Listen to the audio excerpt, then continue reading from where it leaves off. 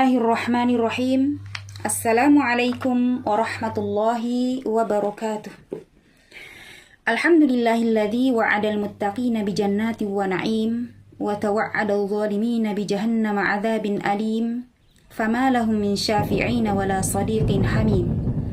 Ashhadu an la ilaha illallah wahdahu la syarikalah wa ashhadu anna Muhammadan abduhu wa rasuluh. Allahumma salli wa sallim wa barik ala Muhammad wa ala alihi wa sahbihi ajma'in, amma ba'd.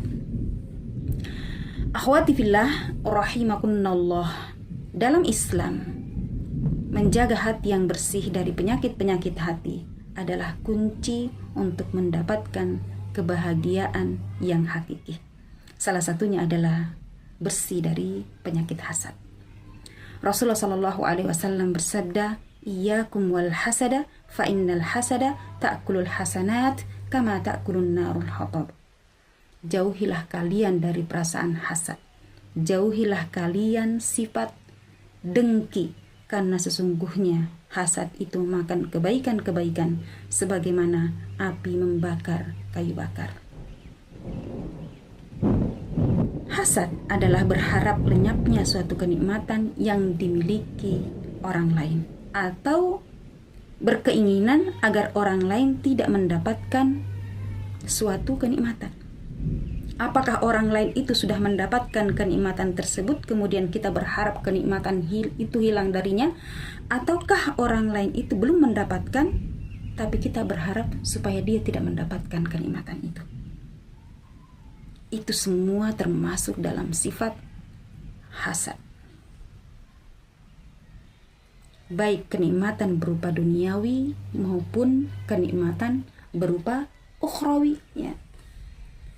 Adapun contoh kenikmatan berupa duniawi, misal ada dua orang yang sama-sama berdagang, ya. Taruhlah misalkan dua-duanya memiliki toko. Yang satunya laris dagangannya. Maka yang tidak laris dagangannya itu timbul rasa tidak suka di dalam hatinya, maka ini termasuk hasad. Syekhul Islam Ibnu Taimiyah mengatakan bahwasanya sekedar kita tidak suka teman kita mendapatkan kenikmatan, maka itu sudah termasuk hasad, walaupun kita tidak berangan-angan untuk memilikinya, walaupun kita tidak berangan-angan supaya kenikmatan tersebut itu hilang darinya, tapi sekedar kita hanya tidak suka, maka itu sudah termasuk hasad. Contoh yang lain yang bersifat ukhrawi. Ustadz Fulan memiliki banyak mad'u, memiliki banyak jamaah, ya. Kemudian seorang berharap bahwasanya ustadz ini berharap supaya tidak mendapatkan hal itu, atau timbul dalam hatinya rasa tidak suka, ya. Timbul dalam hatinya rasa tidak suka dengan apa yang dicapai oleh ustadz tersebut, maka ini adalah termasuk hasad.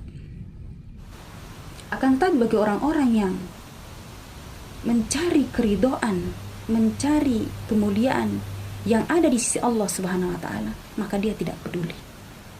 Ustadz Fulan populer, Ustadz Fulan mendapatkan jamaah yang banyak, Ustadz Fulan maju, ya, lebih disenangi orang, maka dia tidak peduli. Tetap dia istiqomah di jalan Allah Subhanahu wa taala, karena bukan itu yang diharapkan, bukan dunia yang ada yang diharapkan, akan tapi kemuliaan, keridhaan yang ada di sisi Allah Subhanahu wa taala.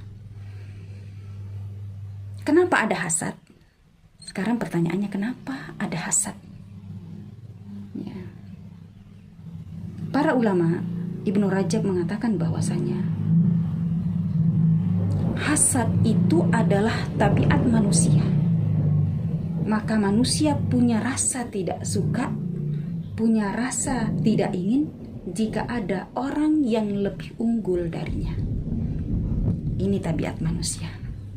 Oleh karenanya itu, ulama membagi 3 tipe manusia dalam menyikapi sifat hasad ini. Yang pertama adalah dia melanjutkan perasaan hasad itu dalam tindakan nyata, dan ini sangat berbahayanya. Karena tindakan ini bisa membahayakan dirinya dan bisa membahayakan orang lain. Misalkan dia tidak suka kepada orang lain, kemudian dia menyelesaikan urusannya itu ke dukun, atau dia membuat fitnah. Maka ini sangat berbahaya karena pelakunya bisa terjerumus dalam dosa besar, di mana pelakunya itu tidak cukup menghapus dosanya dengan mengiringi amalan baik, melainkan bertaubat kepada Allah Subhanahu wa Ta'ala.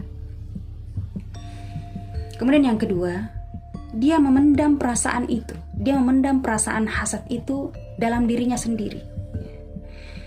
Dia tidak suka ketika ada orang lain yang mendapatkan kenikmatan, tapi dia pendam untuk dirinya sendiri. Kemudian yang ketiga,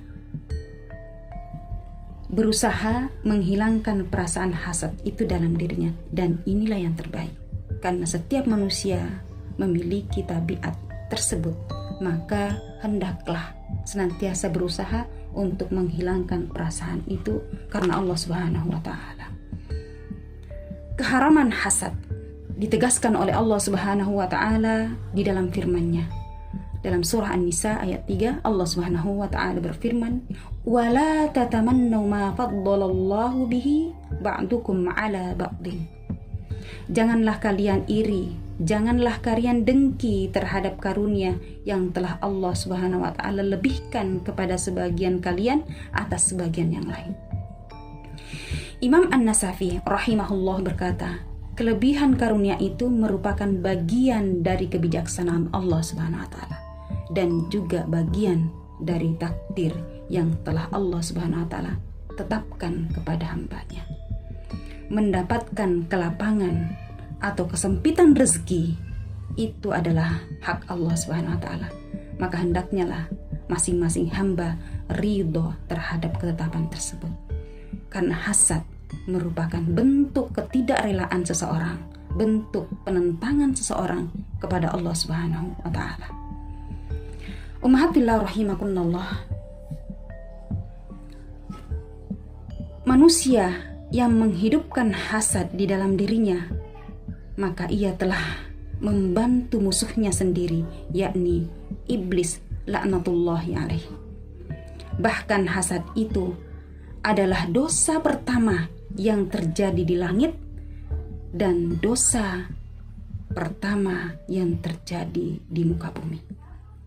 Ingatlah ketika Allah Subhanahu wa Ta'ala berfirman, idh qulna lil malaikati isjudu li Adam fasajadu illa iblis.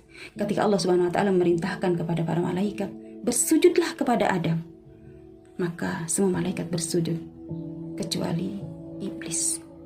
Maka Allah Subhanahu wa Ta'ala bertanya kepada iblis, ma mana'aka alla tasjuda id amartuk. Apa yang membuatmu, apa yang menghalangimu untuk bersujud kepada Adam ketika aku telah memerintahkanmu untuk bersujud? Kemudian iblis menjawab, ana khairum minhu khalaqtani min nar wa khalaqtahu min tin. Dengan sifat hasadnya iblis ini, iblis menjawab bahwasanya karena aku lebih mulia daripada Adam, aku lebih baik daripada Adam, aku diciptakan dari api, sementara Adam diciptakan dari tanah.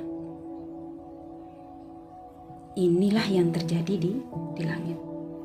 Adapun kemudian dosa pertama yang terjadi di bumi ketika Qabil memiliki hasad kepadanya saudara kandungnya Habil, di mana ketika itu Nabi Adam alaihissalam sudah menetap di bumi. Kemudian Allah Subhanahu wa Ta'ala memerintahkan untuk menikahkan anak-anaknya, ya.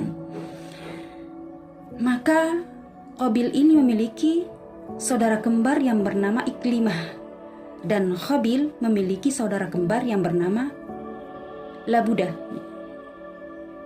Maka Qabil ini berharap supaya dia dinikahkan dengan Iklimah, saudara kembarnya.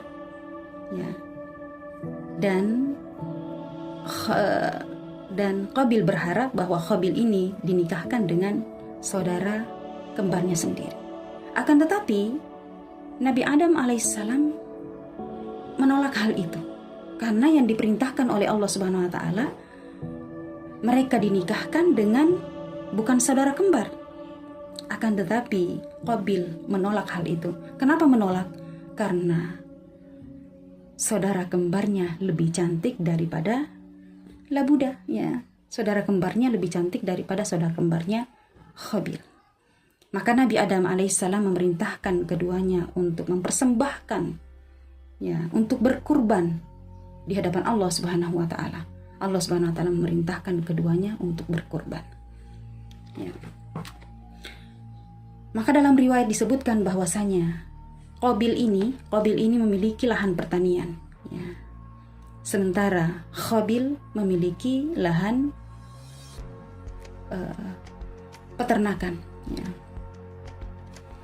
Ketika Allah Subhanahu wa taala memerintahkan keduanya untuk berkurban, maka Qabil mencari kambingnya yang paling gemuk.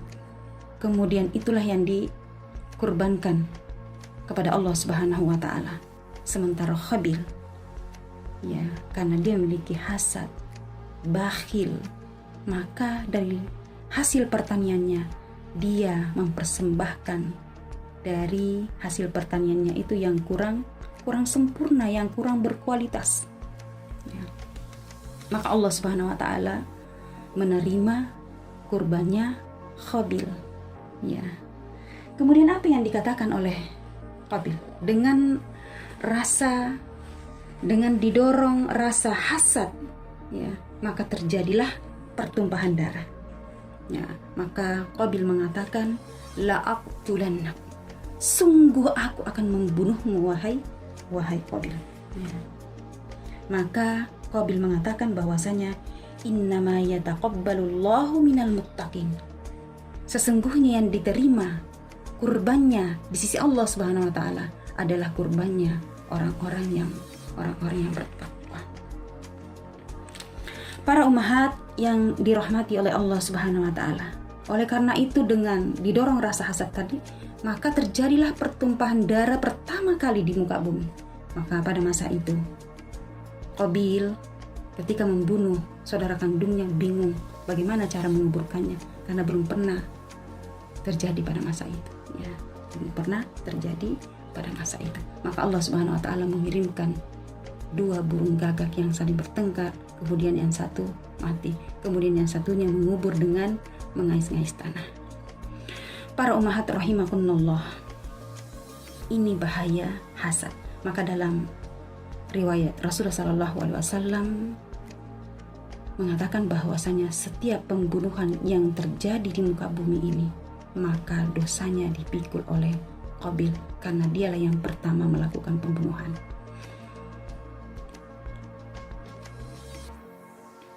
Oleh karena itu marilah kita senantiasa memohon kepada Allah Subhanahu wa taala untuk diberikan perlindungan dari sifat hasad dari orang-orang yang memiliki hasadnya, yakni membaca surah Al-Mu'awwidzatain, yakni surah An-Nas dan surah Al-Falaq, dan senantiasa kita minta kepada Allah Subhanahu wa taala untuk menjaga kita, untuk melindungi kita dari kejahatan orang-orang yang hasad apabila dia hasad. Fallahu khairun hafidho, karena dialah Allah Subhanahu wa taala sebaik-baik penjaga, wa huwa arhamur rahimin, dan dialah Allah Subhanahu wa taala yang maha penyayang di antara para penyayang. Akan tetapi kata Rasulullah sallallahu alaihi wasallam, ada 2 perkara yang dibolehkan hasad. Apakah itu? Rasulullah sallallahu alaihi wasallam bersabda, rajulun atahullahu malan fahuwa yunfaqu minhu ana al-laili wa ana an-nahar.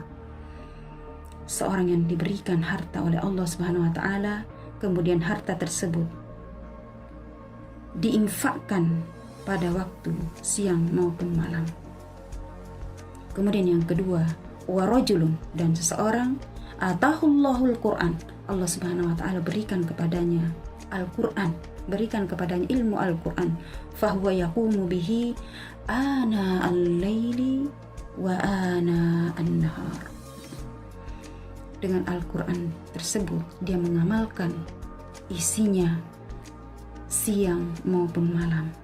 Maka dua perkara inilah yang dibolehkan oleh Rasulullah SAW untuk kita hasadnya, untuk kita iri kepada dua orang tersebut.